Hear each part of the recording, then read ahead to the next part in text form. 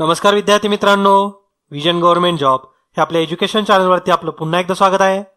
आज आपण daily क्विजचं 31वे session बघणार आहे आणि या सेशनमध्ये आपण बुद्धिमापन चाचणी याच्यावरती एक 10 ते 15 प्रश्न आहेत ते सगळे सॉल्व्ह करू। हे जे प्रश्न असतील हे पर्सेंटेज म्हणजे शेकडेवारी या टॉपिकशी संबंधित आहेत। शेकडेवारी आणि पर्सेंटेज हे जे टॉपिक आहे हा अगदी महत्त्वाचा आहे। याच्यावरती प्रत्येक एक्झाम मध्ये 2 तरी प्रश्न येतात। अगदी तलाठीपासून ते अगदी यूपीएससी पर्यंत सगळ्या एक्झाम मध्ये तुम्हाला पर्सेंटेज वरती प्रश्न दिसतात। त्याच्यामुळेच आपण याचं सलग दुसरं सेशन कंडक्ट करतोय। 29व्या सेशन मध्ये सुद्धा आपण पर्सेंटेजच चॅप्टर बघितला होता। याच्यामध्ये सुद्धा थोडेसे आपण वेगळ्या टाइपचे क्वेश्चन सॉल्व्ह करू। तर या लेक्चर मधला जो पहिला प्रश्न आहे तो म्हणजे 10%, 20% व 25% क्रमागत सूट दिल्यास एकत्रित किती टक्के सूट दिली। हा जो प्रश्न आहे हा तुम्हाला आधी होमवर्कसाठी होता। एकूण 4 होमवर्कसाठी प्रश्न होते ते आपण पहिल्यांदा सॉल्व्ह करू आणि त्यानंतर बाकीचे क्वेश्चन बघू। तर या क्वेश्चनचं जे आन्सर आहे, जर तुम्ही असं केलं की एकत्रित सूट विचारली म्हणजे 10 अधिक 20 अधिक 25 म्हणजे 55%, तर ही एकत्रित सूट असेल तर हे तुमचं आन्सर चुकणार आहे। तसं नाही होणार, कारण समजा जर एखादी वस्तू आहे 100 रुपयाला, त्याच्यावरती तुम्हाला पहिल्यांदा 10% डिस्काउंट दिलं म्हणजेच किती होईल ते त्याची प्राइस होईल 90 रुपये। या 90 रुपये किमतीच्या वस्तूला परत एकदा 20% डिस्काउंट दिला, परत मग तुम्हाला 90च्या 20% म्हणजे 18 रुपये, म्हणजेच 90 वजा 18 72 ही नवीन प्राइस होणार आहे। त्या 72ला परत 25% डिस्काउंट दिले। 25% डिस्काउंट म्हणजेच किती, तर 1/4, तर 72 गुणिले 1/4 परत 18नीच भाग जाणार आहे, म्हणजेच 72 वजा 18 तुम्हाला 54 भेटेल। ही जी 54 असणार आहे ही वस्तूची नवीन शेवटची प्राइस असणार आहे। ओके, मग डिस्काउंट किती दिला, आधी 100ची वस्तू होती आता 54ची झाली आहे। 100 वजा 54 म्हणजे 46 रुपयांचा डिस्काउंट दिला।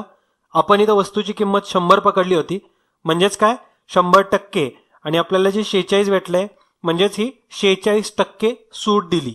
ओके, तर याचं जे आन्सर राहणार आहे पर्याय क्रमांक 2 राहणार आहे। अजून एका मेथडनी सुद्धा याला क्वेश्चनला सॉल्व्ह करू शकता। जसं की वस्तूची प्राइस तुम्ही एक्स कन्सिडर करा, एक्सच्या पहिल्यांदा 10% सूट दिली, मग 10% कमी करणार म्हणजे किती होईल तर 90% राहील। परत आपण 20%नी कमी करणार आहे म्हणजे 80%, म्हणजेच एक्स गुणिले 90%, परत ह्याचीच आपण प्राइस 80% करणार आहे मग गुणिले 80% आणि परत 25% म्हणजे गुणिले 75।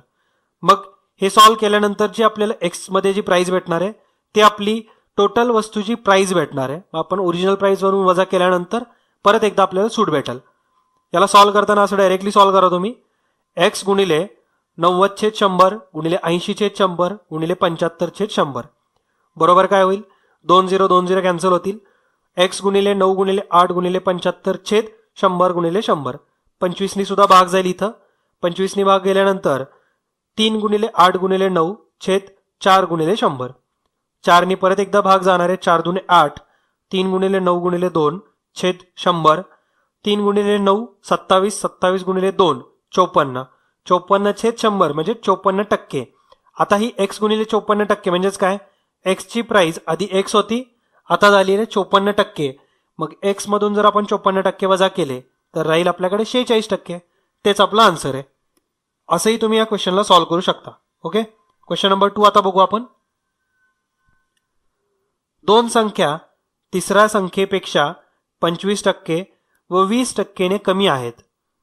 पहिल्या संख्येची दुसऱ्या संख्येशी टक्केवारी किती। टक्केवारी किती विचारले, पहिल्या संख्येची दुसऱ्या संख्येशी। कन्सिडर करा ए बी सी अशा 3 संख्या आहेत। ए जी संख्या आहे ही सी पेक्षा 25%नी कमी आहे। समजा मी सी ला 100% कन्सिडर केलं तर ए किती होणार आहे 75, कारण 25%नी कमी आहे। बी किती होईल मग 80 होईल, कारण 20%नी कमी आहे। मग इथं तुम्ही डायरेक्टली सॉल्व्ह करू शकता। आपल्याला विचारले की पहिल्या संख्येची दुसऱ्या संख्येशी टक्केवारी, म्हणजे पहिली संख्या ए अपॉन बी इंटू 100 विचारलेलं आहे। ए इथं आहे 75, बी आहे 80, 75/80 गुणिले 100 हे सॉल्व्ह करायचं फक्त। 75 गुणिले 1010 जाईल, 10/8 राहील। मग आता 2नी भाग जाऊ शकतो, मग आपण 2नी भाग आल्यानंतर 75 गुणिले 5/4 राहील खाली।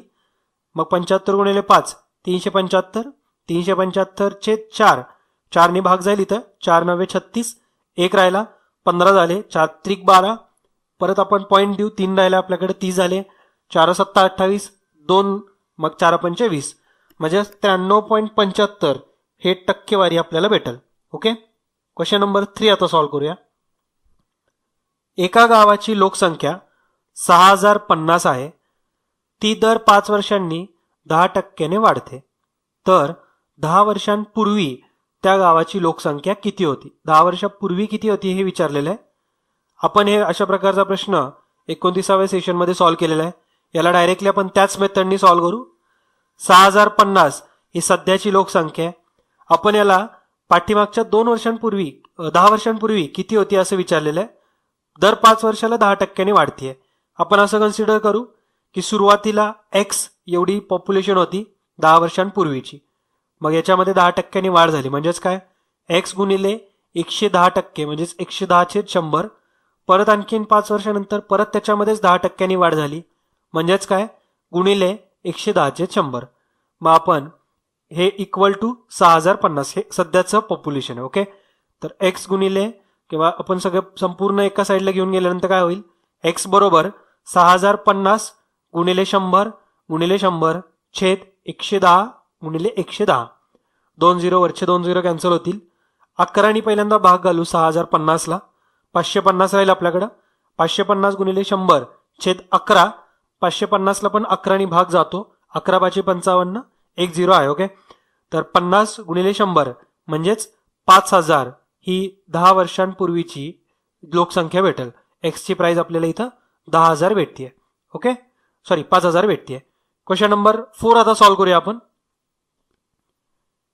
एका गावाची लोकसंख्या 2400 आहे. ती दर 5 वर्षांनी 5% वाढते. तर 10 वर्षांनंतर त्या गावाची लोकसंख्या किती होईल? 10 वर्षांनंतरची विचारली इथं. सध्याची आपली दिली आहे 2400. याच्यामध्ये आपण 5% वाढ करू, म्हणजेच 105नी याला मल्टिप्लाय करू. 105/100नी परत एकदा आणखीन 5 वर्षांनी मल्टिप्लाय करावं लागणार आहे, कारण आपल्याला इथं 10 वर्षांनंतरची विचारली आहे. म्हणजेच 105 गुणिले 105%. ओके. तर 2400 गुणिले 105/100 गुणिले 105/100. 2 0 इथं 2 0 कॅन्सल होतील. 24 गुणिले 105 गुणिले 105/100 5नी भाग जाईल. 21/5 राहिले, आता 21/20 राहील. त्यानंतर 24ला सुद्धा आपण 4 भाग घालू शकतो. 6 गुणिले 21 गुणिले 21 शेवटी राहील. 21 गुणिले 21 म्हणजे 441. 441 गुणिले 6 म्हणजेच 6 1 6, 6 चौक 24, 2 राहिले. 6 चौक 24 अधिक 2 26. तर 2646 हे आपला आन्सर आहे. ओके. क्वेश्चन नंबर 5 आता सॉल्व्ह करूया.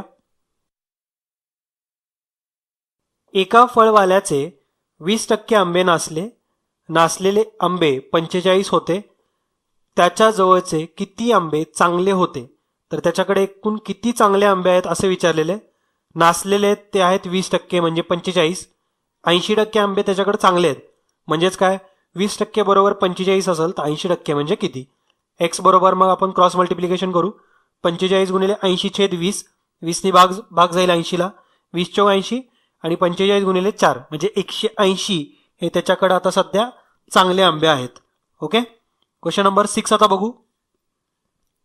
एका गावाची आजची लोकसंख्या 1800 असून ती पहिल्या वर्षी 10%ने आणि दुसऱ्या वर्षी 20%ने वाढली. तर 2 वर्षानंतर त्या गावाची लोकसंख्या किती? याला सुद्धा आपण सॉल्व्ह करू शकतो व्यवस्थितपणे.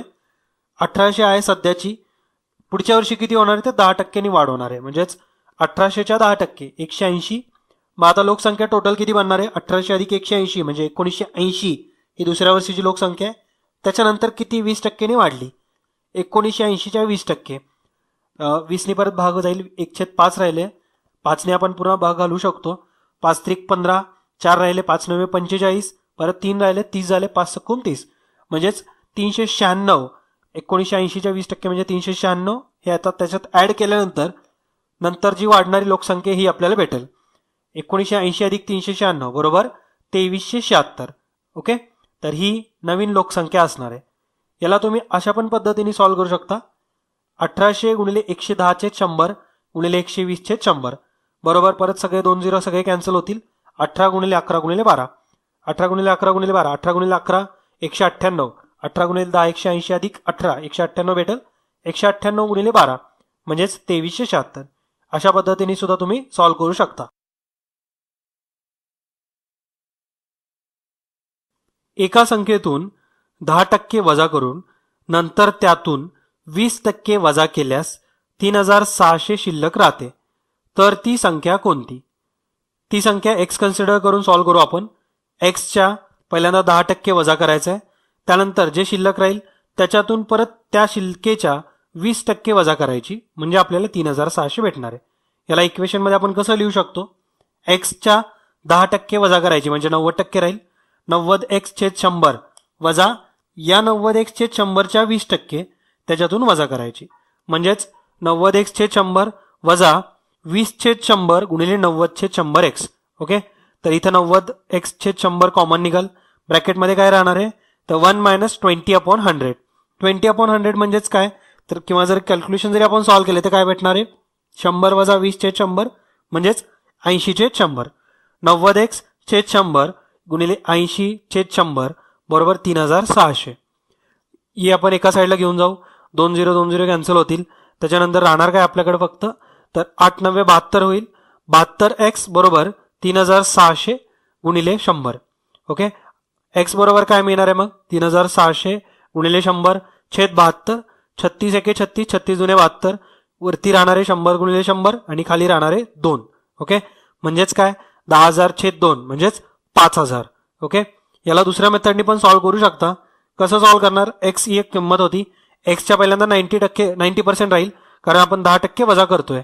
मग एक्स गुणिले 90% गुणिले 80% कारण परत एकदा 20% पण वजा करणार आहे. ओके, मग एक्स गुणिले 90/100 गुणिले 80/100 बरोबर 3600. एक्स बरोबर काय राहणार? 3600 गुणिले 100 छेद 8 9 72. ओके, मग फायनली आन्सर तुम्हाला तेच भेटेल. 36 एके 36, 36 दुने 72, 10,000/2 म्हणजेच 5000. क्वेश्चन नंबर 8 आता बघू आपण. एका चौरसाची लांबी 10% वाढवली व रुंदी 10% कमी केली तर क्षेत्रफळ किती टक्क्यांनी वाढेल किंवा कमी होईल? एक चौरस आहे. चौरस म्हणजेच त्याच्या लांबी आणि रुंदी ही सेम असती. 100 सेंटीमीटर आहे असं कन्सिडर करू आपण. मग ओरिजिनली असा होता चौरस 100/100चा. मग याचं क्षेत्रफळ काय असणार आहे? 100 गुणिले 100 कारण क्षेत्रफळाचा फॉर्म्युला असतो आहे लेंथ इंटू विड्थ. मग 10,000 भेटेल 100 गुणिले 100. मग आता चेंज काय झालेलं आहे की त्याची जी लांबी आहे ही 10ने वाढली, 10% वाढली म्हणजे किती झाली? तर 110 झाली. रुंदी ही 10ने कमी झाली आहे. मग किती होणार आहे? 100च्या 10% कमी 90. मग आता नवीन जो चौरस किंवा नवीन जो आयत फॉर्म होतोय तर त्याच्यात किती टक्के वाढ किंवा कमी होईल हे विचारलेलं आहे त्याच्या क्षेत्रफळामध्ये. नवीन याचा पण आपण क्षेत्रफळ काढू. 110 गुणिले 90 हा क्षेत्रफळाचा फॉर्म्युला सेमच राहणार. 2 0 11 गुणिले 9 99. ओके, मग आता जो नवीन चौरसाचा जो एरिया आहे किंवा जो त्याचं क्षेत्रफळ आहे ते आहे 9900. ओरिजिनल होतं 10,000. फरक कितीचा पडलाय? 100चा आणि कमी झालेला आहे म्हणजे क्षेत्रफळ टक्केवारीमध्ये सुद्धा कमीच होणार. ओके, तर टक्केवारी काढताना काय करतो आपण? जो वरती फरक आहे छेद ओरिजिनल किती होता गुणिले 100. फरक आहे 100चा डिवायडेड बाय 10,000 इंटू 100. 100 गुणिले 100 10,000 होतील. 10,000/10,000 म्हणजे 1%. ओके, म्हणजेच 1%ने क्षेत्रफळ हे कमी होणार आहे. क्वेश्चन नंबर 9 आता बघू. एक्सच्या 20%च्या 20% बरोबर 20 तर एक्स बरोबर किती? सोपा प्रश्न आहे हा. एक्स गुणिले 20% म्हणजेच 20/100 गुणिले 20/100 बरोबर 20. मग आपण 2 0 2 0 कॅन्सल होतील. 100 या साईडला घेऊन येऊ. एक्स बरोबर काय होणार आहे? 20 गुणिले 100 छेद 2 गुणिले 2 म्हणजे 4. म्हणजेच 20 गुणिले 100 छेद 4. 4 आणि 20 ला भाग जाईल 5. 5 गुणिले 100 म्हणजेच 500. ओके, क्वेश्चन नंबर 10 आता बघू. भावाची उंची बहिणीच्या उंचीपेक्षा 25%ने जास्त आहे तर बहिणीची उंची भावाच्या उंचीपेक्षा किती टक्क्यांनी कमी आहे? बऱ्याच जणांना वाटत असेल की 25%नी जास्त आहे म्हणजे 25%नीच कमी असणार आहे. तर तिथं आन्सर तुमचं चुकल. त्याच्यामुळे 25% हे तर आन्सर नाहीये. ओके, कारण टक्केवारीमध्ये आपण फरक आहे. भावाची उंची पहिल्यांदा बहिणीच्या उंचीपेक्षा 25%ने कमी जास्त आहे सांगितलेलं आहे. ओके, म्हणजे कंपॅरिझन एकदा बहिणीच्या उंचीसोबत आहे. दुसऱ्या स्टेटमेंटमध्ये काय दिलेलं आहे? बहिणीची उंची भावाच्या उंचीपेक्षा किती असेल. तर दुसऱ्यांदा कंपॅरिझन भावाच्या उंचीसोबत आहे. त्याच्यामुळे कंपॅरिझन वेगवेगळ्या गोष्टींसोबत आहे. त्याच्यामुळे पर्सेंटेज पण वेगवेगळंच येणार. ओके, पहिल्यांदा आपण बघू की समजा भावाची जर उंची आपण 100 जर कन्सिडर केली, जर आपण बहिणीची उंची जर 100 कन्सिडर केली तर भावाची आपण 125 करू शकतो, कारण भावाची उंची इथे 125% जास्त आहे, म्हणजे 125 झाली. ओके, मग आता आपण बहिणीची उंची ही भावाच्या उंचीपेक्षा किती टक्क्यांनी कमी आहे असं विचारलेलं आहे.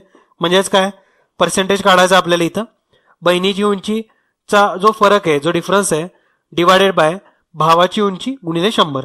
बहिणीच्या आणि भावाच्या उंचीमध्ये कितीचा फरक असणार आहे, 125 वजा 100, म्हणजेच 25/125 गुणिले 100. 25 भाग जाईल, 1/5 गुणिले 100 म्हणजेच 20%. ओके, म्हणजे बहिणीची जी उंची असणार आहे भावाच्या उंचीपेक्षा 20%नी कमी असेल. क्वेश्चन नंबर 11 आता बघू. 20%चे 20% म्हणजे किती?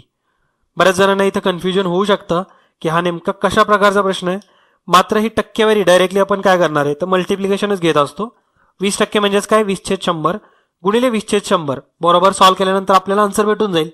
20/100 गुणिले 20/100 म्हणजेच वरती 400/100 गुणिले 100, 2 0 कॅन्सल होतील. 4/100 म्हणजेच 0.04.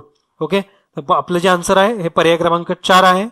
डेसिमल देताना बऱ्याच जणांच्या चुका होतात, त्याच्यामुळे थोडंसं इथं केअरफुल राहा. ओके, 12th आता क्वेश्चन बघू आपण. एका परीक्षेत 40% मुले गणितात नापास झाली व 30% मुले इंग्रजीत नापास झाली. 10% मुले ही दोन्ही विषयात नापास झाली, तर दोन्ही विषयात किती टक्के मुले पास झाली? किती टक्के दोन्ही मिळून पास झालेत असे विचारलेलं आहे. म्हणजेच एका पण सब्जेक्टमध्ये फेल नाहीये असे किती % विद्यार्थी हे विचारले. समजा आता हा एक क्लास आहे, याच्यामध्ये एवढे असे विद्यार्थी आहेत जे की इंग्लिशमध्ये नापास झालेत, एवढे असे विद्यार्थी आहेत जे मॅथ्समध्ये नापास झालेले आहेत, दोघांमध्ये कॉमन सुद्धा आहेत. ओके, मग आता आपण ऍक्च्युली हा पर्सेंटेजचा क्वेश्चन नाही आहे, सेट थिअरीचा क्वेश्चन आहे. डायरेक्टली इथं जे कंबाईन मुलं आहेत, म्हणजे जे गणितात पण नापास आहेत आणि इंग्रजीत पण नापास आहेत, असे आहेत 10%. म्हणजे जो हा पोर्शन आहे शेडेड पोर्शन, हा 10% असणार आहे. गणितामध्ये किती सांगितलंय तर 40% मुले नापास झाली, तर त्या 40 मध्ये ऑलरेडी या 10% मध्ये आहेत, म्हणजेच फक्त गणितात नापास झालेले असे 30% असतील. ओके, मग फक्त इंग्रजीमध्ये नापास झालेले किती असणार आहेत तर याच्यामध्ये ऑलरेडी 30%पैकी 10% तर आहेत इथं. मग आपण जे 20% आहेत हे फक्त इंग्लिशमध्येच नापास झालेत. ओके, मग टोटल नापास किती झाले विद्यार्थी तर 30% फक्त गणितात झालेले, 10% दोघात मिळून आणि 20% फक्त आणि फक्त इंग्लिशमध्ये झालेले. मग टोटल ॲडिशन भेटेल आपल्याला 60%. मग जे बाकीचे राहिलेले 40% विद्यार्थी आहेत हे एकाही विषयामध्ये नापास नाही आहेत. ओके, मग आपल्याला असंच विचारलेलं आहे की दोन्ही विषयात पास झालेले किती आहेत तर ते म्हणजे 40% विद्यार्थी. हा प्रश्न कमेंट बॉक्समध्ये मेन्शन केला होता, तर आपण तो सॉल्व्ह करूया. 2-3 जण त्याच्यावरती ट्राय करत होते, मात्र सॉल्व्ह झालेला नव्हता. याला कसा सॉल्व्ह करायचा आहे. प्रश्न आहे की एक्सने त्याच्या मासिक उत्पन्नातून 5% रक्कम दान देण्याचे ठरवले, मात्र दान करताना त्याने ठरवलेल्या रकमेच्या 75% रक्कम दान केली, म्हणजेच 1687.50 रुपये दान केले. तर एक्सचे मासिक उत्पन्न किती आहे. एक कोणतर पर्सन होता, त्यांनी पहिल्यांदा 5% त्याच्या सॅलरीच्या दान करण्यास ठरवलं, मात्र त्यांनी 5% दान नाही केलेले. जी अमाऊंट त्यांनी ठरवली होती 5%, त्याच्या सुद्धा त्यांनी 75%च दान केली, म्हणजे 5% पेक्षा कमीच दान केलेली आहे. ओके, म्हणजेच काय तर तुम्हाला इथं 5%च्या 75% काढायचं आहे. एक्स गुणिले, मग तर समजा की त्याचं मासिक उत्पन्न एक्स आहे, एक्स गुणिले 5/100 गुणिले 75/100 बरोबर 1687.50, कारण हे रुपये त्याला दिलेले आहेत दान. ओके, मग आपण करू शकतो याला सॉल्व्ह. एक्स बरोबर काय होईल, दोन्ही पॉईंट निघून जातील, 100 मल्टिप्लाय होईल एका साईडला. 168750 इंटू 100 अपॉन 5 इंटू 75, 25 भाग जाईल. 25 75, 25 चौक 100. परत खाली आपल्याला 5 गुणिले 3 भेटले, त्याला 15 करा आणि मग भाग घाला, म्हणजेच 15 1 15, 1 राहिला, म्हणजेच परत 18 झाले. 15 1 15, परत 3 शिल्लक राहतील, 37 झाले. 15 दुने 30, परत 7 राहिले, 75 झाले. 15 5 75 आणि 0, म्हणजेच 11250 इंटू 4. हे कॅल्क्युलेशन केल्यानंतर एक्सची व्हॅल्यू भेटेल. 4 याला मल्टिप्लाय केल्यानंतर 4 0 0, 4 5 20, 2 कॅरी, 4 दुने 8, 8 आणि 2 10, 1 कॅरी, 4 1 4 आणि 1 5 आणि 4 1 4, म्हणजेच 45,000 हे त्याचं मासिक उत्पन्न आहे. ओके, बऱ्याच जणांचं इथं चुकलं होतं, 75% हे कॅल्क्युलेशन करताना मे बी चुकलं असेल, तर इथं तुम्ही व्यवस्थित करेक्ट करून घ्या. तुमच्याकडे पण जे बरेचसे प्रश्न असतील, डाऊट असतील, तर नक्की तुम्ही कमेंट बॉक्समध्ये मेन्शन करत जा. तो प्रश्न आम्ही डेली क्विज सेशनमध्ये सॉल्व्ह करून देण्याचा प्रयत्न करू. ओके. क्वेश्चन नंबर 14 हा नफा आणि तोटा याच्याशी संबंधित आहे, म्हणजे प्रॉफिट अँड लॉसशी संबंधित आहे. पर्सेंटेज रिलेटेडच हा एक चॅप्टर आहे. मात्र हा आपण तुम्हाला होमवर्कसाठी ठेवू. एकूण इथं 3 प्रश्न आहेत तुम्हाला प्रॉफिट अँड लॉस वरती. तुम्ही अटेम्प्ट करण्याचा प्रयत्न करा. सॉल्व्ह झाले तर ठीक आहे, नाहीतर आपण पुढचं जे सेशन असणार आहे हे आपण प्रॉफिट अँड लॉस याच्यावरतीच घेणार आहे. तर त्या सेशनमध्ये आपण व्यवस्थितपणे प्रॉफिट अँड लॉसचे सगळे क्वेश्चन सॉल्व्ह करू. तुमच्याकडे जरी तुमचे काही डाऊटफुल क्वेश्चन असतील, जरी एक्झाममध्ये जरी आलेले काही क्वेश्चन असतील प्रॉफिट अँड लॉस वरती, तरी तुम्ही या लेक्चरच्या कमेंट बॉक्समध्ये तसे मेन्शन करा. मग आम्ही जे पुढचं डेली क्विजचं सेशन असेल तर त्याच्यामध्ये सगळे सॉल्व्ह करण्याचा प्रयत्न करू. ओके. मात्र जे प्रश्न असतील हे फक्त नफा आणि तोटा याच्याशी संबंधितच टाका, म्हणजेच आम्हाला सॉर्ट आउट करण्यासाठी सुद्धा मदत होईल. ओके. जरी तुम्ही क्वेश्चन मराठीत टाईप केला तरी सुद्धा चालेल. तो क्वेश्चन आम्ही मग ॲज इट इज लेक्चरमध्ये इन्क्लूड करू. ओके. तर हे सेशन आपण 31वे सेशन आजचं कंडक्ट केलेलं आहे. चांगल्या क्वालिटीचे प्रश्न होते. बऱ्यापैकी हे प्रश्न तुमच्या एक्झाममध्ये आलेलेच होते, त्याच्यामुळे अशाच प्रश्नांची तुम्ही प्रॅक्टिस ठेवली पाहिजे. ओके. आणि अशी जर प्रॅक्टिस तुम्ही डेली करत राहाल तर नक्कीच तुम्हाला सीसॅट हा घरी बिलकुल करण्याची गरज पडणार नाहीये. आपण असाच लेक्चरमधून याला कव्हर करू. ओके. तर भेटूया आपल्या पुढच्या सेशनमध्ये. तोपर्यंत जय हिंद, जय महाराष्ट्र. धन्यवाद.